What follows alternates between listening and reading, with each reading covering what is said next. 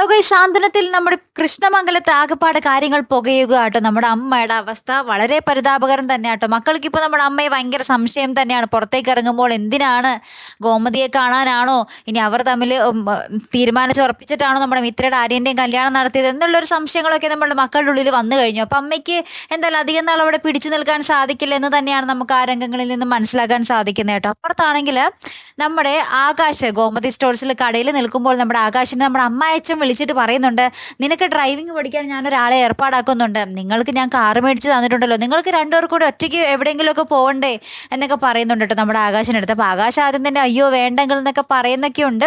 അപ്പം നൈസായിട്ട് നമ്മുടെ മരുമകനെ ചാക്കിട്ട് ഇങ്ങോട്ടേക്ക് വരുത്താനുള്ള ശ്രമത്തിലാണ് നമ്മുടെ മീനാക്ഷിയുടെ അച്ഛൻ. അതെത്രത്തോളം വിജയിക്കുമെന്ന് നമുക്ക് കാത്തിരുന്ന് തന്നെ അറിയണം കേട്ടോ.